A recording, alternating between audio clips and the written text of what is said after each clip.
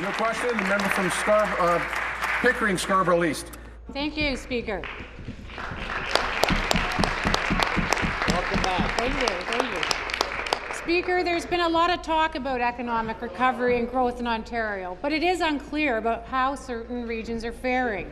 While the government has identified southwestern, eastern, and northern Ontario as a priority area for strategic job investments, little is said about what's being done to create jobs in the Greater Toronto Area, including my riding of Pickering-Scarborough East and stretching as far as the municipality of Clarington and Durham. My question to the Minister of Economic Development and Trade is what is happening in employment markets in the GTA, creating jobs and to bring investments. Good question. Thank you. Minister. Thank you, Mr. Speaker. It's great to see the member for Pickering-Scarborough East back on her feet, and it's great to see her so soon back in the game. Great to have you back. I know that the member's been very involved promoting growth in the GTA and Durham in particular. We've invested, Mr. Speaker, in 47 economic projects throughout the GTA, leveraging over $3.5 billion in private sector investment. That's created or protected 11,300 jobs in the GTA. These projects include investments, Mr. Speaker, in companies like Electrovea, Pride Pack, and Magellan and Peel, General Electric, Axiom Group, and Teva in York Region, ACS Signal, Purdue Pharma in Durham, and Dana, Fifth Light Technologies, and Goodridge and Oakville. Mr. Speaker, when you consider this huge economic impact of these investments, and then you consider the investments we're making in places like Durham in energy and infrastructure, I have little doubt the GTA will continue to help lead our recovery. Supplementary.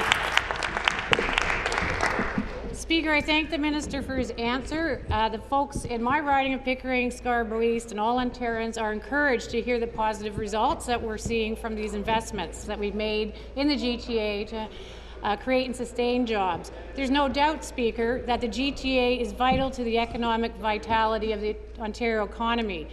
But it would be helpful to hear, Minister, what others are saying outside of government about our plan. Good question.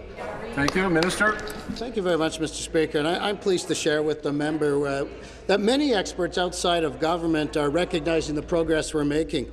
According to the latest CIBC Canadian Metropolitan Economic Activity Index, which was just released in January, Toronto was ranked #1 for the second time in a row with the greatest economic momentum. In fact, Mr. Speaker, let me quote directly from the report. It says this: while the recession saw the city losing ground faster than the rest of the country's CMAs, its recovery trajectory has been much more impressive, with the city's index of economic momentum currently at its highest level in more than 10 years. Since 2009, employment in Toronto has grown 4.6%. That's well above the national average, with full-time employment accounting for the majority of that.